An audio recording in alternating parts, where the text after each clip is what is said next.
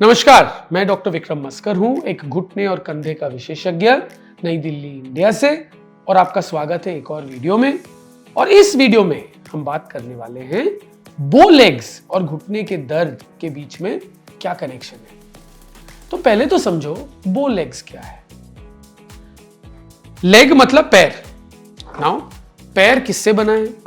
एक है जांग की हड्डी, एक कूला है, ये जांग की हड्डी है, और एक है पैर की हड्डी। यहां पे जहां उनका मिलन होता है इसे हम घुटना बोलते हैं। इस घुटने की अलाइनमेंट जांग की हड्डी और पैर की हड्डी की शेप पे और रिलेशनशिप पे निर्भर है। अगर घुटना ऐसे है, मतलब अगर हम एक सीधा लाइन ड्रॉ करें कूले से लेके एड़ी तक, तो ये घुटने के अंदर की तरफ जाएगा, तो हम इसे बो लेग बोलते हैं।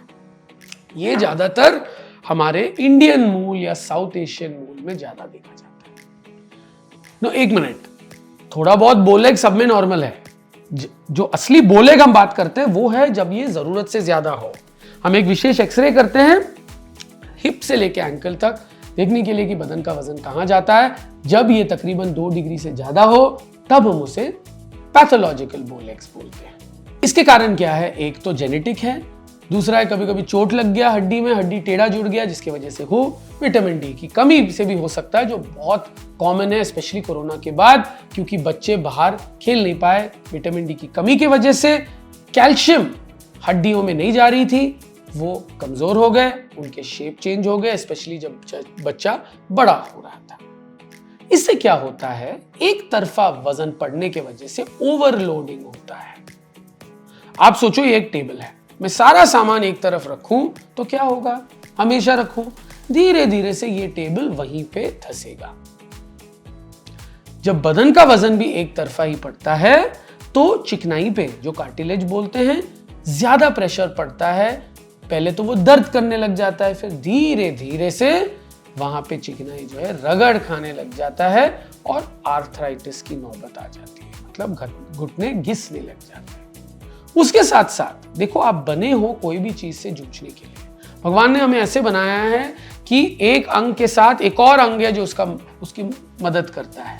तो जब घुटने टेढ़े होते हैं तो ऊपर वाली मांसपेशी और नीचे वाली मांसपेशियों पे ज्यादा जोर पड़ता है, जिसकी वजह से उनमें भी दर्द हो सकता है, स्पाइन में भी दर्द हो सकता है, मतलब रीढ़ की हड्डी में, क्योंकि वो भी उससे जूझ रहा है।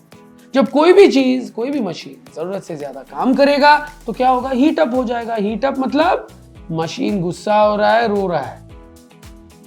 Heat up in the body मतलब सूजन होना, दर्द होना। तो ये बदन का भाषा है। आपका बदन इससे आपसे बात करता है, आपको पता चलता है कि मेरे बॉडी में कुछ गड़बड़ है। तो पेन स्वेलिंग एक कम्युनिकेशन चैनल है आपकी बॉडी और आपके बीच में। तो आपको कब बो लेग्स में एक डॉक्टर के पास जाना चाहिए, विशेषज्ञ के पास जाना चाहिए? जब आपको लगे कि देखते हुए ये बहुत ज्यादा लग रहा है, तो जांच करने में कोई हर्ज नहीं।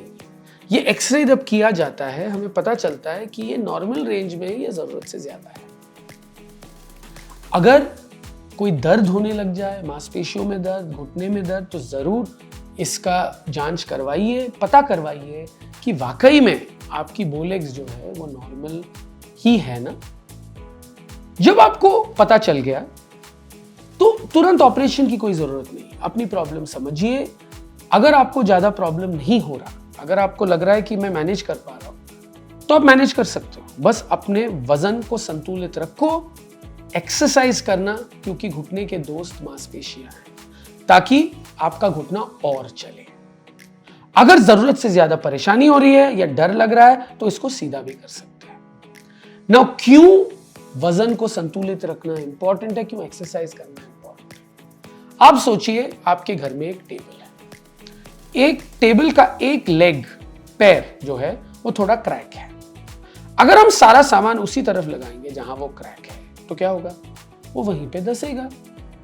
एक ऑप्शन है कि आप एक नया टेबल ले लो या उस पैर को सही कर दो। एक और ऑप्शन है, क्रैक ही तो है, सारा सामान मैं दूसरी तरफ लगा लेता हूं जहां पैर सही है, तो उस पे लोड जब कम जाएगी वो और धंसेगा। तो बदन का वजन यही काम करता है आपके घुटने में। तो वजन को संतुलित रखने से ये चीज कम होता है। उसके साथ साथ मांसपेशियां घुटने के सबसे अच्छे दोस्त होते हैं, उनको मजबूत करोगे तो काफी लोड वो घुटने के ले लेते हैं।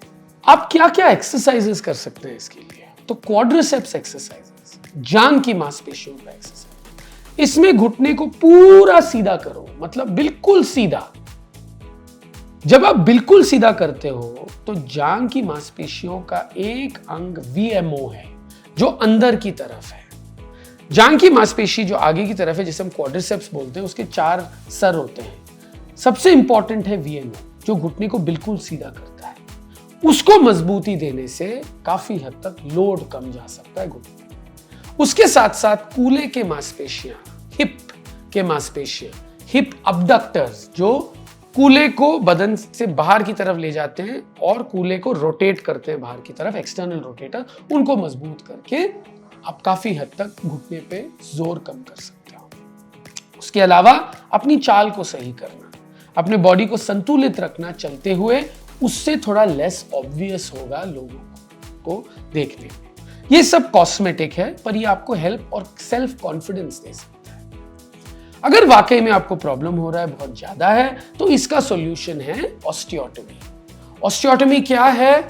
हम बेसिकली नॉर्मली ये बो लेग्स नीचे वाली हड्डी के वजह से होती है 90% टाइम। तो हम इस हड्डी को थोड़ा क्रैक करके, खोल के उसको सीधा कर देते हैं और एक प्लेट लगा देते हैं साइड पे, जो उसे हिलने से रोकता है जब तक हड्डी जुड़ ना जाए, जिसको लगते हैं 2-2.5 महीने। जब ये जुड़ जाए, प्लेट का कोई काम नहीं है, पर इतनी अच्छी क्वालिटी की है कि आपको ज्यादा परेशानी नहीं देती, निकालने की जरूरत नहीं है। अगर परेशानी देती है तो कभी भी निकाल सकते हैं बात। मुझे उम्मीद है इस वीडियो से आपको बो लेग्स के बारे में और घुटने के दर्द के बीच में क्या कनेक्शन है उसके बारे में काफी पता चल चुका है। अगर आपको मेरा वीडियो पसंद आया, please like and subscribe to my channel and please follow me on Instagram. Thank you.